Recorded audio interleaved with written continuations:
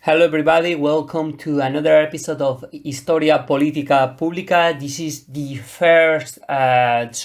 third episode of the series about civil disobedience. The first episode we spoke about what is civil disobedience about Henry David Thoreau, which is considered as the founder of this movement. The second episode we spoke about political obligation and what does it mean, some examples other current societies, a bit of historical background with Socrates, Thomas Hobbes, and so on, and this idea of a liberal democracy as allegedly the best system. But I wanted to add something which I forgot in the last episode, and it is the figure of Julian Assange. Julian Assange, for those people who doesn't know, is this founder of Wikileaks, which in 2011 published a series of reports in which it shows how the United States soldiers and other Western armies were killing people in Afghanistan, in Iraq. They were committing crimes, destroying houses, murdering civils, torturing a lot of people. And basically Wikileaks, what it does is publish information from other newspapers. It's like a big platform to tell news. So the thing is, like, because Julian Assange was in charge of that and saw this image that if you can see online, they are absolutely dreary. You see how US soldiers kill from their helicopter people in Afghanistan, people in Iraq, and so on. So which is crazy, but this is something that the US army has been doing in Chile, in Nicaragua, in Guatemala, in many regions of Latin America. But the thing is, like, when this was released, Julian Assange had to leave, and he was in London. It was 2011. The US government asked London to extradite Assange. So he asked for asylum, and it was only the embassy of Ecuador in London which let him stay there. Ecuador at that time was governed by Rafael Correa, this president which carried this, how it was called, the citizen revolution, la revolución ciudadana, in which he implemented a series of measures in Ecuador to increase the national health service, provide more schools, implement the public service, and so on. So he was part of this pink tide aligned in those years in which were part Lula da Silva, Hugo Chavez, Evo Morales, Pepe Mujica, and others leftist governments in Latin America. The thing is, like, Julian Assange was there since 2011 until 2019. I had the honor to go to the Ecuador embassy in 2016 to do an interview, and Julian Assange was there, but obviously I was not able to see him. Makes sense, because probably he was in another of the rooms and the embassy was quite big. But in 2019, after the government of Correa ended and Lenin Moreno entered a government which a more neoliberal approach, a right-wing ideology, he decided to take out Julian Assange. Since 2019, he has been in the Belmarsh prison, which is a place near London, which is absolutely horrendous, facing the best conditions. He was almost extradited in 2021, the 4th of January. So curiously, this means this is like 2 years ago since I am recording this episode, but he was not extradited because the doctor basically said that if he was sent to a prison in America, he will die because his health condition was really bad. Because this is the thing, that Julian Assange, if he goes to America, to the United States, he will be sent to the worst prison because he's considered a political dissident for having exposed some secrets of the US government. So basically, because he was telling the truth, telling how the US soldiers were killing in those areas, in Iraq, Afghanistan, he's going to be sentenced, I think this is one of the lethal hurts for the liberal democracy, because in theory one of the best things of this kind of government is that liberal democracy gives you the freedom to speech, to public anything in press media.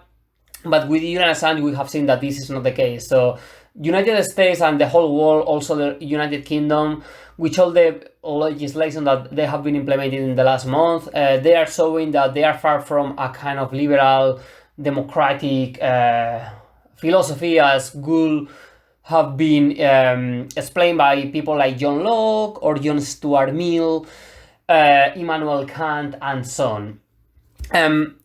Then, if Julian Assange is going to be extradited, because that was approved last year, 2022, in June, now the lawyers are trying to avoid this sentence, but it's going to be hard. There are many people in London which we have been protesting for many years. This next month there is a carnival in honor of Julian Assange. So people are incurring in acts of civil disobedience. We have been in front of the Home Office. We have been carrying on acts of non-violence, just been there and making noise. But still, it doesn't work, have not worked yet. Let's see what happened, because there is an act of civil disobedience which was amazing in London this year, 2022, in which people were going to be sent to Rwanda for deportation. This is a part of the new legislation of the UK, in which the refugees can be sent back to a place like Rwanda, which was chosen because there is a civil war there, and apparently the UK thinks that this is a good place, a safe place for these people, right? Vulnerable people going to a kind of battlefield.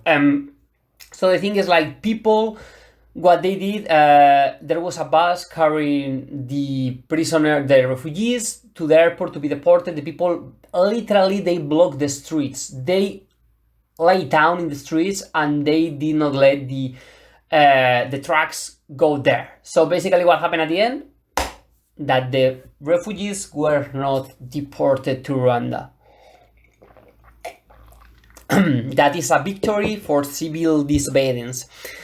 This is interesting because it's also important to remark that civil disobedience only can be implemented in liberal democracies or a kind of free system, because the thing is, like, okay, if you will have done this act of civil disobedience in a dictatorship, people will have been killed. Let's say we went to the Home Office to protest against the extradition of Julian Assange.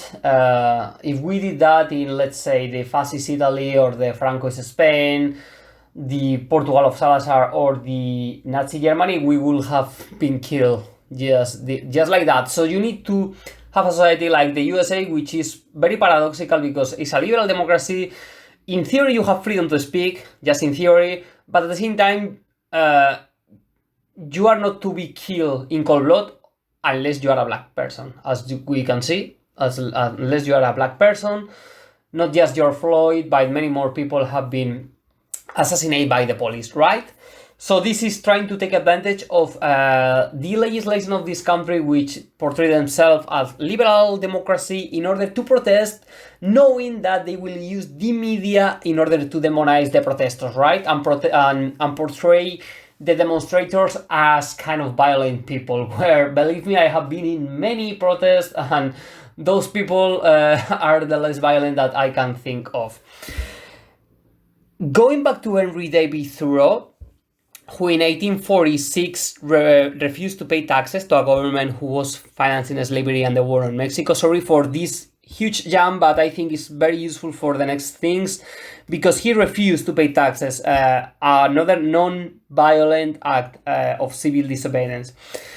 So in his essay that I spoke in the first episode on the civil disobedience, he illustrates why these ideas about morality and how his consciousness must be above the law. And he rejects political as legal obligation. Some authors, as we mentioned earlier, they link the political legal obligation. Even in Plato's writings, Socrates relate both of them. But Thoreau rejects political or legal obligation. Instead, he's going to follow moral obligation, which basically, he says, quote, to do at any time what I think right, end quote. Okay. here we have the problem that Hannah Arendt point out, which is okay, Thoreau is good because you are a kind of animalist. You want, you are ecologist, you want that the trees are not cut down, you want a just society for black people, for women, for everybody. It's kind of this Buddhist ideal anarchist in which there must be a communion between everybody. So yeah, it's good because you think like that, but what if you thought like a kind of fascist person in saying, okay, imagine a fascist person which morally I believe that the white man are superior to others and henceforth they deserve to rule, such as happened during social Darwinism, more openly spoken, right? Then Hannah Arendt will say, well, let's say maybe if you ask Hitler or Mussolini what they thought about this, and they will say, okay, I do this because I think it's morally correct, then you have a problem, right? So for Hannah Arendt, this idea of Thoreau about to do at any time what he thinks is right is not correct. It must be something carry on a kind of common agreement between different people. So the personification of the moral obligation is a fundamental aspect for Thoreau. And this differentiates him from those who carry the movement of civil disobedience in the future. Hannah Arendt again mentioned how consciences and political as every person may personally have different approaches to what is good or evil. So yeah, again, can the crimes of the Spanish in America, the British and French in Africa or Asia or Nazi Germany be pardoned if they declare to follow their consciousness? This is an interesting question, which, I mean, is a rhetorical also, because I don't think many people will now openly at least point that those were good causes. For that reason, Hannah Arendt advocates an engagement with people to establish premises of what is right and what is wrong. Precisely, Hannah Arendt, which was from Jewish origin and she had to flee Germany in the 1930s under persecution, she went to France, but when France was occupied by Nazi Germany and the Republic of Britain was established, had to go to the United States, and she was writing from there from her life. She could witness the social movement led by people like Gandhi or Martin Luther King Jr. They had in common the fact to protest in mass, act non-violently and demand reasons which seem hard to dispute nowadays under our own lens. But at that time, as I emphasized in the first chapter of this series, those people were demonized as radicals, as terrorists. Martin Luther King explained how the American government was the worst, same as Mandela. Mandela now is a hero, and he deserves to be so, but he was under the terrorist list in the United States until 2008. Okay, and Mandela was free from the prison in the 1990s, and after this was even after he won the Nobel Prize. Extinction Rebellion was categorized as a terrorist organization in the United Kingdom by the Tory government. This is crazy, and the Guardian saw an interesting report about that. I think it was 3 years ago. So people who are basically gluing themselves in the streets are terrorists. Mandela is a terrorist. Gandhi or Martin Luther King are radicals. So just think about this. If those people who are incredibly peaceful are emphasized to be terrorists, when is the line? What can we do as citizens to protest for laws that we think is unfair? And the answer is, I think, is as easy as say, listen, nobody what you do, you will be always portrayed as radical, because if you're protesting, let's say, against the fossil fuels, but the big companies, the media normally are ruled by the big owners, big capitalists of each country, even sometimes from other countries. These people sometimes have interest in different markets, such as the oil market. So the thing is like, okay, it makes sense that if you are protesting against something which, if it is abolished, will obviously prejudice the elites, it makes sense that you will be diminished by the media. That doesn't mean, I mean, it's like that. The world is like that. Obviously, it would be great to have an independent media which enough resources to cover things without following the interests on top. But the world is not like that. So what do we need to do is like to understand what is happening around us. So knowing that if a newspaper is criticizing a kind of movement, the things that you can do is like go take part of this movement, see their methods, and after ask yourself, okay, why this media are portraying those demonstrators as terrorists when they are very far from it? And if you delve into it, you will see, oh, okay, so this newspaper is being advertised by this company that is selling petrol, this company which is destroying the land in Asia, this company which has the kind of electric company which are having benefits during this crisis and so on. Let's say that now you protest against the electric companies because they are tripling their benefits since the war started, which is crazy. At the same time that we, the people, are being told to be cautious about the gas and electricity, right? So if you criticize in public these kind of companies, and if those companies have advertisement in newspapers, the newspaper which is surviving for the money that this company are paying them, obviously they will criticize the social movement. It makes sense. They don't want to lose their benefits, right? So just be aware about what is happening around you.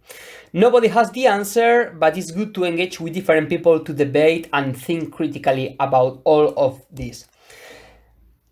Then going back to the kind of protest and non-violent movement, just to finish this episode, there is one political theorist which is called John Rawls, in which he created the concept of justice as fairness. Justice as fairness implies that people shall have social equality, fight for their rights, seem powerful enough to defy the country's political obligation if there exists. So, finishing with John Rawls, which he also created the idea of the veil of ignorance, in which the best society, the fair society, will be one in which everybody will have a veil covering their eyes to disguise what was happening around them. So, for example, let's say that I am a rich person, I have a veil in my eye, and I will be asked, okay, you don't know what are you in your life, what would you like to be? So what would you think will be the best system? John Rawls thinks that most of the people will say, okay, I would like a kind of fair and equal society in which there won't be people too rich, neither people too poor, because as an individual you could fall under those categories. I am a rich person, I am a billionaire, I have everything, but if I have the veil of ignorance, which is a metaphor obviously, I don't know what I am. So if I am as that, I will say, okay, maybe I will say, okay, no, I will take the risk. And taking the risk means that after you take out your veil, you are poor and you live a miserable life.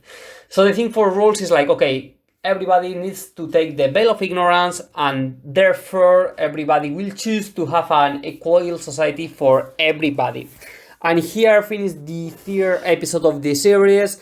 Next one I will keep speaking about political obligation, civil disobedience, and also the racial and sexual contract.